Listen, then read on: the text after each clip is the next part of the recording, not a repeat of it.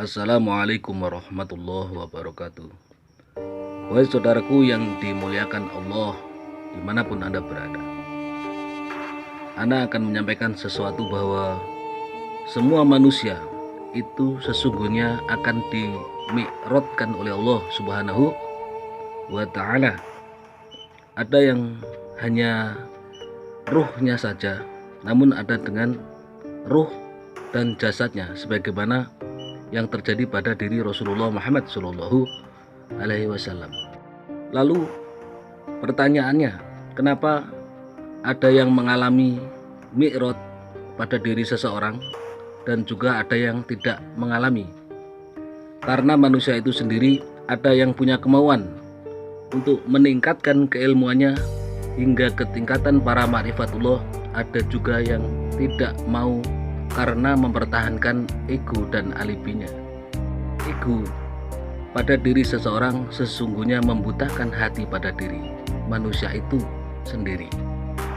Wahai saudaraku, selama ini Ana menutupi sesuatu yang tidak pernah Ana ceritakan kepada siapapun, karena Ana takut dibilang berdusta dan ngewadul.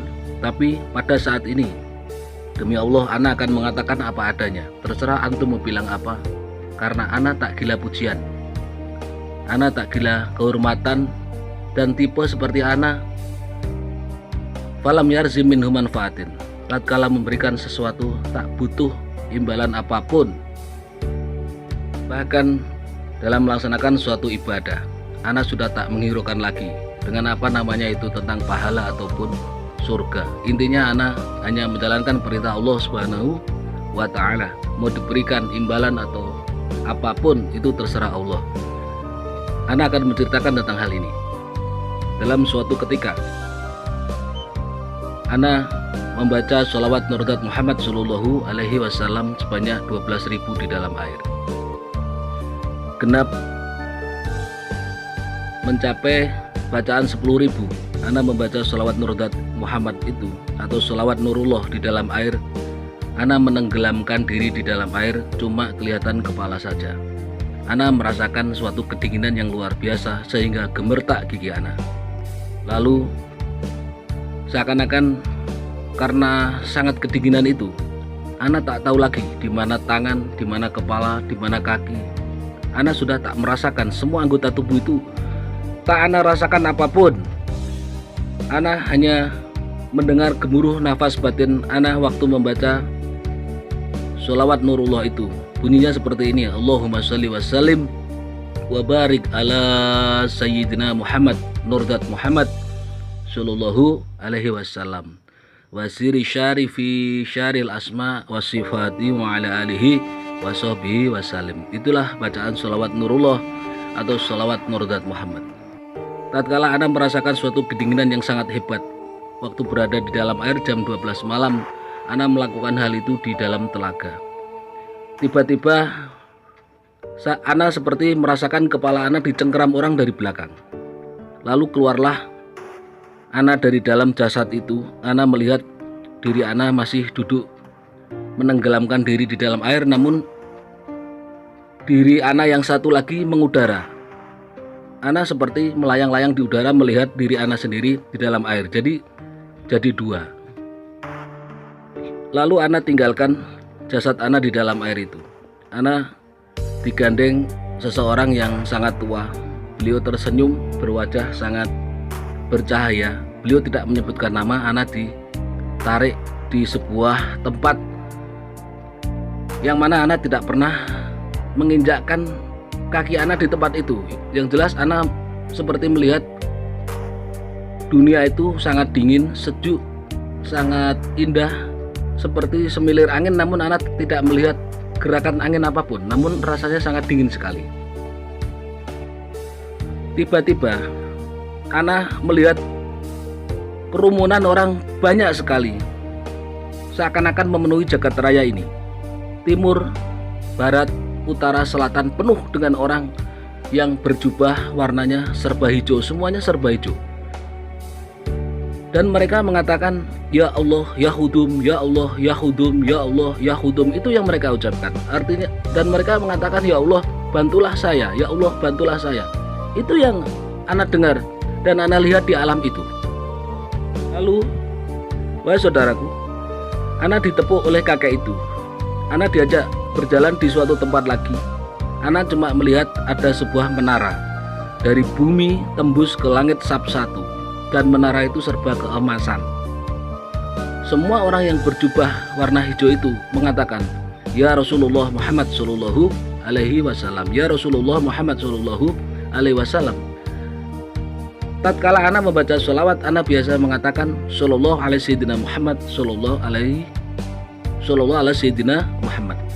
Namun di tempat itu semuanya mengatakan ya Rasulullah Muhammad Sallallahu Alaihi Wasallam. Ternyata di bawah menara itu ada orang yang duduk. Tinggi tidak, rendah tidak, besar tidak, kurus pun tidak. Wajahnya penuh cahaya. Dan semuanya mengatakan ya Rasulullah Muhammad Sallallahu Alaihi Wasallam. Beliaulah Rasulullah Muhammad Sallallahu Alaihi Wasallam.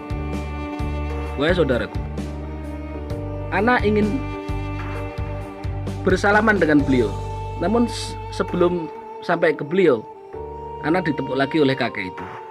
Kakek itu mengajak ana lagi jalan di suatu tempat. Ana tidak tahu gimana ceritanya melintasi tempat itu. Ana seperti berjalan secepat kilat karena ditarik oleh kakek itu. Ana juga tidak tahu melewati apa. Tahu-tahu sampai ana di sebuah tempat seperti bangunan yang sangat indah. Tak terlukiskan keindahan bangunan itu. Semuanya seperti serba keemasan. Di sana orang-orang yang berjubah hijau itu memenuhi tempat itu tadi. Berada di tempat itu lagi, dan semuanya mengatakan ya Allah, ya Rahman, ya Rahim, ya Allah, ya Rahman, ya Rahim. Itu yang ana lihat. Lalu ana bertanya ke kakek itu, "Kek, ini tempat apa?" Ana bertanya seperti itu. Kakek itu yang menarik ana dari dalam air. Maaf, ini tidak mimpi ya. Karena waktu saya berendam di dalam telaga itu, ana tidak mimpi. Ana duduk bersila membaca sholawat Nurullah 12.000. Lalu ruh ana dicabut keluar dari jasad. Jadi ana tidak mimpi. Demi Allah, ana ceritakan ke antum, ini tidak mimpi. Lalu kakek itu mengatakan, hada Firdaus. Itulah taman surga Firdaus. Engkau percaya silahkan. Tidak juga hak antum. Bahkan antum mau memotong lidah saya pun, itu yang ana lihat dan pernah ana alami.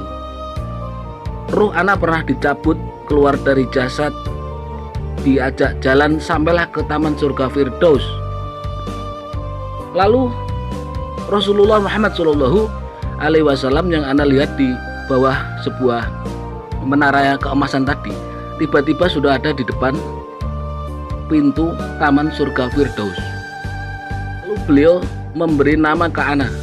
Demi Allah, mau antum mau percaya mau enggak, silakan. Ana baru punya keberanian untuk mengatakan sekarang ini. Ana sudah menutupi cerita ini berpuluh-puluh tahun. Rasulullah memberi nama ke ana Sunan Hayat. Beliau mengatakan artinya hayatun, orang yang hidup di dalam kematian, namun orang yang mati di dalam kehidupan. Itu nama yang diberikan ke ana. Artinya hidup di dalam kematian dan mati di dalam kehidupan. Sunan Hayat. Demi Allah, itu yang nama yang diberikan oleh Rasulullah ke ana. Pertanyaannya, siapa kakek-kakek yang menarik ana dari dalam air waktu mengamalkan sholawat Nurullah sampai ke tempat itu? Beliau mengatakan, Abul Abbas Ahmad Baya bin Malkhom. Tahu antum siapa beliau? Abul Abbas Ahmad Baya bin Malkhom. Satu-satunya nama itu adalah Nabiullah Khidir alaihissalam. Karena ana sudah pernah bertemu dengan Nabi Khidir, ana berikan ciri-ciri beliau. Nabi Khidir punya ciri-ciri yang tidak ada di manusia satupun di jagat raya ini. Nabi Khidir telapak tangannya empuk seperti kapas dan tidak ada garis tangan. Antum lihat kita ini ada garis tangan, beliau tidak ada. Karena ana sudah mencium tangan beliau, jadi ana melihat bahwa garis tangan beliau itu tidak ada. Telapak tangannya lurus, tidak ada garis tangan, namun tangan beliau empuk seperti kapas. Itu Nabi Khidir. Jika ada yang mengatakan Nabi Khidir telapak tangannya ada garis tangannya, itu bukan beliau. Ana diberikan kunci untuk bertemu beliau, namun itu untuk ana pribadi, tidak buat antum. Maka jika ana terkadang mengatakan ana menerima nasihat dari Sayyidina Khidir, itu demi Allah sesungguhnya ana tidak bercanda ya. Ana sudah tidak silau namanya pakaian, mau antum pakai jubah atau pakai surban, ana sudah tak melihat dengan mata, karena itu bagi ana hanyalah iman kepada pakaian. Makom itu bukan kelihan bicara, bukan pakaian, bukan hafalan. La ya'riful wali ilal wali, yang bisa mengetahui kewalian seseorang hanya wali-wali Allah.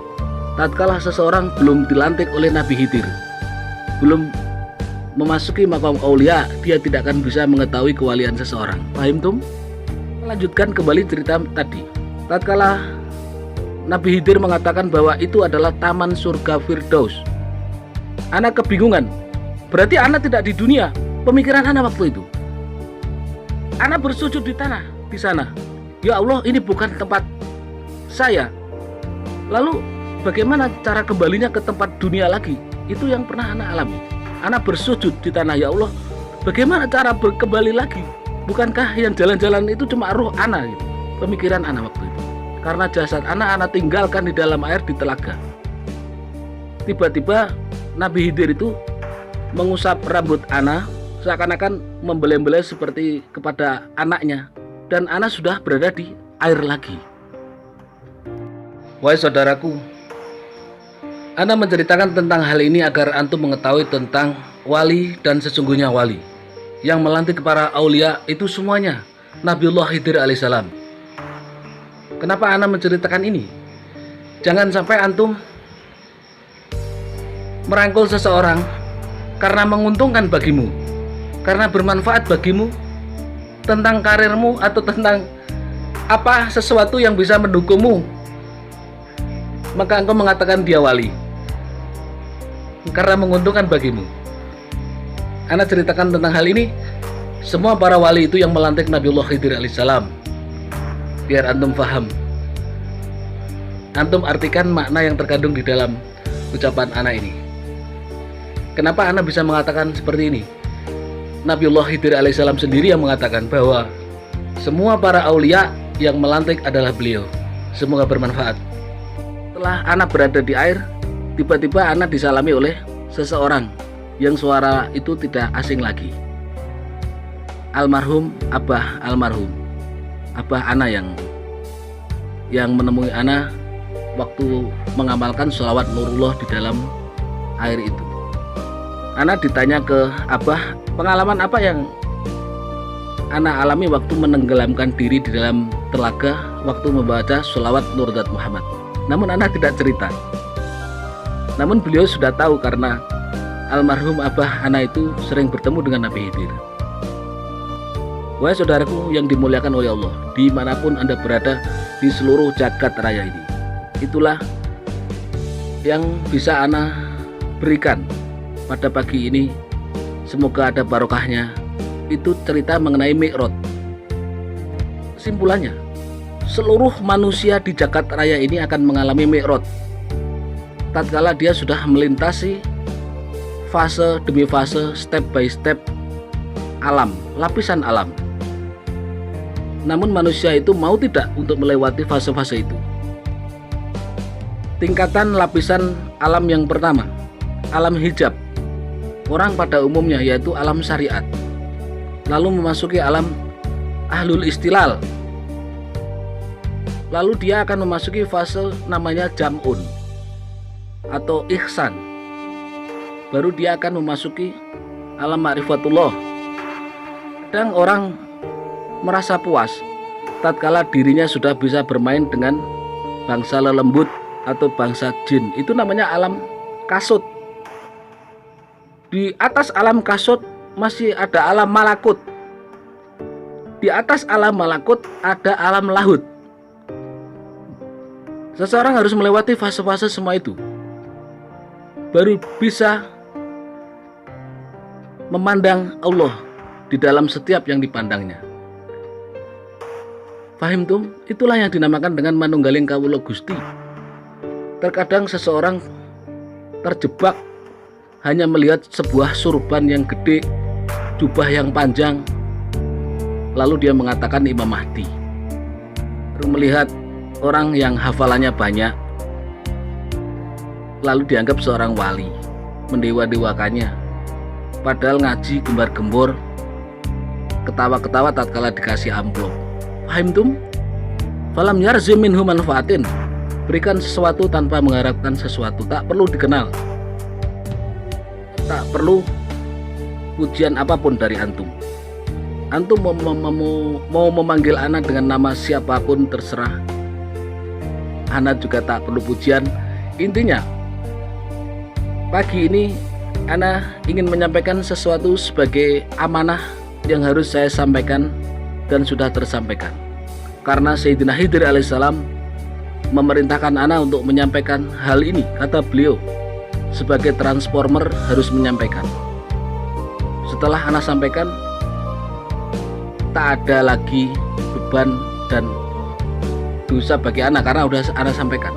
Sekali lagi, mau antum percaya mau enggak silahkan, anak sudah menyampaikan. Akhirul kalam, assalamualaikum warahmatullahi wabarakatuh.